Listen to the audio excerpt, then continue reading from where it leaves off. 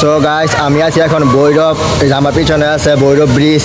Guys আপনারা দেখেন আমার দুই পাশে দুইটা ব্রিজ, তো যে কোনো একটা ব্রিজ দিয়ে এখন ট্রেন আসতে আছে। তো আপনাদেরকে দেখা যে কোন ব্রিজ দিয়ে ট্রেন আসতে আছে আপনারা দেখেন।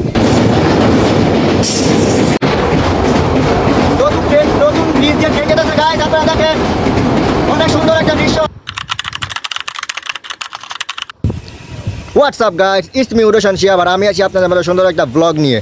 ভিডিও টাইটেল এবং থাম্বনেল দেখে নিশ্চয়ই বুঝে গেছেন আজকের ব্লগটা কী নিয়ে হবে। এক্স্যাক্টলি গাইস, আজকের ব্লগটা সাধারণত হবে ভৈরব নদীর মাঝখানে ঠিক একটা চর আছে, মানে সেই চরে আমি কোনো সময় যাইনি। ভাবলাম আমি সেই চরে যাই এবং চরে কি আছে না আছে সেটা সব আপনাদেরকে আজকে আমি দেখাবো।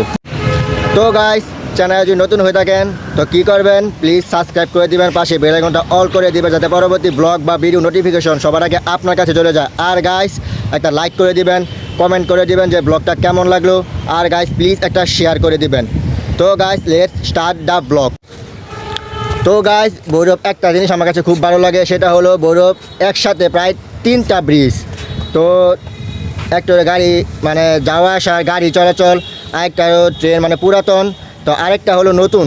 তো মানে একসাথে প্রায় 3টা ব্রিজ। তো অনেক সুন্দর একটা জায়গা। বেসিক্যালি আমি অনেকবার সেখানে গিয়েছি, কিন্তু সেই চরে আমি কোনো সময় যাই নাই। তো আজকে ভাবলাম আমি যেহেতু সেই চরে যাব তো ব্লগ কেন হবে না। তো গাইস ভিডিওটা খুবই ইন্টারেস্টিং হতে যাচ্ছে, আপনারা প্লিজ ভিডিওটা স্কিপ করবেন না, ভিডিওটা কন্টিনিউ দেখতে থাকুন।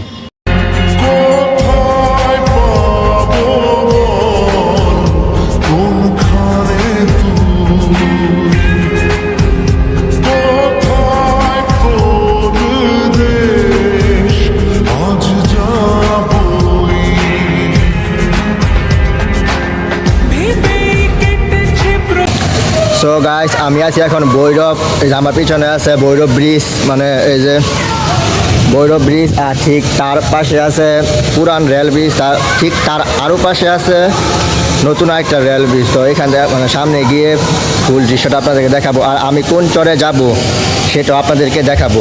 তো আমার সাথেই থাকুন।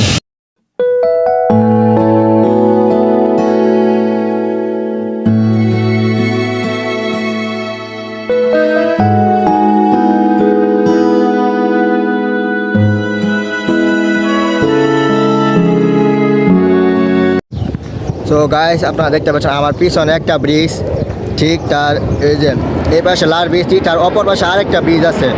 তো মানে এক পাশে প্রায় 3টা ব্রিজ। আমি যাব গাইস ঠিক ওই চরে যাব। তো ওই চরে যাওয়ার জন্য গাইস আমার নৌকা লাগবে। তো আমি মানে কোনো নৌকা পাচ্ছি না এখানে, তো মনে হয় না ওই চরে যাওয়া যাবে। তো আমি বেসিক্যালি জানতাম না যে নৌকা এখানে পাওয়া যাবে না। পুরোটা জায়গা খুঁজে যদি আমি কোনো ঘাটে যদি নৌকা পাই তাহলে আমি গাইস অবশ্যই সেখানে যাব। আর যদি নৌকা না পাই তাহলে তো গাইস যাওয়া যাবে না, ব্যাড লাক।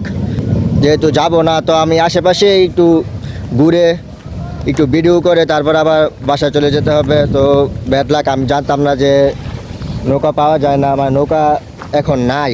সব সময় নৌকা থাকে, তো আমি ভাবলাম সেই চলে যেহেতু যাবো নৌকা অবশ্যই পাবো। তো যেহেতু এখন নৌকা পাই নাই তো দেখি যদি গাইস নৌকা না থাকে তাহলে আর যাওয়া যাবে না, ব্যাড লাক।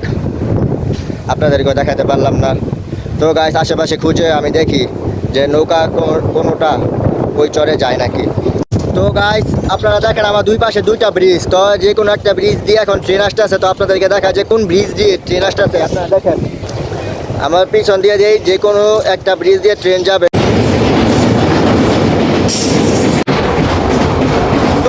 নতুন ব্রিজ দিয়ে ট্রেন যেতেছে গাইস, আপনারা দেখেন অনেক সুন্দর একটা দৃশ্য।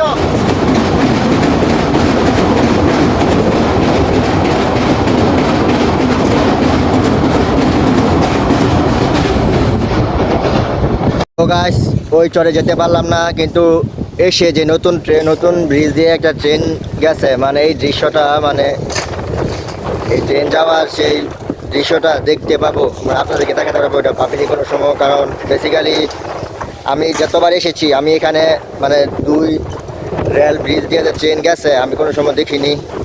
যতবার এসেছি আসার পর মানে 1 ঘন্টা 1.5 ঘন্টার মতো ছিলাম, কিন্তু আমি ট্রেন যাওয়া আসা করতে দেখিনি। কিন্তু এই প্রথম নতুন ব্রিজ দিয়ে ট্রেনটা গেল, আমি দেখলাম, আপনাদেরকে দেখাতে পারলাম। তো অনেকটা ভালো লাগছে। তো সামনে দেখি গিয়ে নৌকা পাই নাকি ওই চলে যাওয়ার জন্য, যদি না পাই তাহলে ব্যাড লাগে। সো গাইস আমি নৌকা পাইছি, কিন্তু সেই নৌকা যে ওই চরে যাইবো মানে তারা এই চরে যাইবো না, কারণ বর্ষার পানিতে চর অনেকটাই ডুবে গেছে। তো চরে মানে নামার কোনো নৌকা থেকে নামার যে ঘুরার যে জায়গা, সেই জায়গার কোনো সুযোগ নাই। তো বেসিক্যালি তারা সেই চরে যাইবো না, কিন্তু চাইলে সেই পানি মানে নদীতেই নৌকা নিয়ে ঘুরে যাইবো। কিন্তু গাইস নদীর পানি মানে যে একটা স্রোত, তারা মানে সেই স্রোতটা কমলে বেসিক্যালি তারা নদীতে নৌকা নিয়ে তারা যাইবো।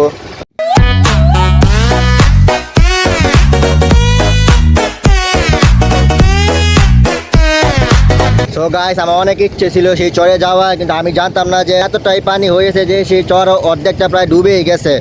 মানে যেখানে মানুষ গিয়ে আগে নামতো, সেই জায়গায় গিয়ে নামতো চরের, কিন্তু সেই জায়গায় এবার পানিতে ডুবে গেছে, নৌকা মানে সেই চরে নামার কোনো সুযোগ নাই। তো গাইস কী করবো আর, আমার ব্যাড লাক, আমি যেতে পারলাম না।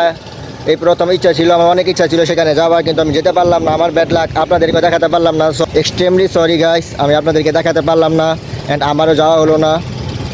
অনেকটা খারাপ লাগছে, কারণ যেহেতু আমি অনেক আশা করে এসেছিলাম আমি সেই চরে যাব, গিয়ে ভিডিও বানাবো, আপনাদেরকে দেখাবো। তো গাইস আমার যাওয়া হলো না, আমি যেতে পারলাম না।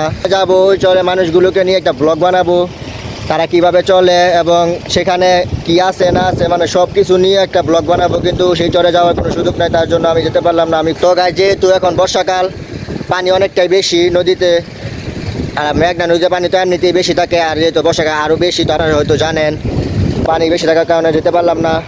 পানি কম থাকবে নদীতে, তখন আবার যাবো সেই চরে, আপনাদেরকে সব দেখাবো। তো গাইস আমি এখন একটা নৌকার উপরে উঠে এসে দাঁড়িয়েছি, উপরে যেহেতু এসেছি আপনারা ভাইবেন না যে আমি যাব, কারণ আমি আগেই বলেছি সেখানে নৌকা যাইবো, কিন্তু সেখানে মানে নৌকা দিয়ে ঘুরে আবার চলে আসা যাবো, কিন্তু নামা যাইবো যে মানে নামার কোনো সুযোগ নাই, যেহেতু চরের মানে যেখানে নামবো, যে ঘাট, চরের যে ঘাট নামার, সেই ঘাটটাই পানিতে ডুবে গেছে। তো গাছ একটা ফুরফুরে বাতাস, এই বাতাসে মানে জীবনের সব দুঃখ কষ্টগুলো এক নিমিষেই মুছে ফেলা যাইব, কারণ এত সুন্দর একটা মনোরম বাতাস আর এত সুন্দর একটা দৃশ্য। আসলে জীবনের দুঃখ কষ্ট বলতে কিছু নেই, যেভাবে জীবনটা উপভোগ করতে চায় তার জন্য জীবনটা ঠিক সেই রকম। তো গাইস আজকের মতো ব্লগটা এখানেই শেষ। যদি ব্লগটা ভালো লেগে থাকে তাহলে প্লিজ গাইস চ্যানেলটাকে সাবস্ক্রাইব করে দিবেন, পাশে বেল আইকনটা অল করে দিবেন, যাতে পরবর্তী ব্লগ বা ভিডিও নোটিফিকেশন সবার আগে আপনার কাছে চলে যায়। আর গাইস প্লিজ একটা শেয়ার করে দিবেন, আর গাইস লাইক করে দিবেন, কমেন্ট করে দিবেন যে ব্লগটা কেমন লাগলো আপনাদের কাছে। আপনাদের একটা লাইক একটা কমেন্ট করলে আমরা উৎসাহ পাই আরও ভিডিও বানানোর জন্য, আরও ব্লগ বানানোর জন্য। তো গাইস প্লিজ একটা লাইক করে দিবেন, একটা কমেন্ট করে দিবেন, আর চ্যানেলটাকে সাবস্ক্রাইব করতে একদমই ভুলবেন না। পরবর্তী ব্লগ বা ভিডিও আসার আগ পর্যন্ত আপনারা সুস্থ থাকবেন, ভালো থাকবেন। আল্লাহ হাফেজ।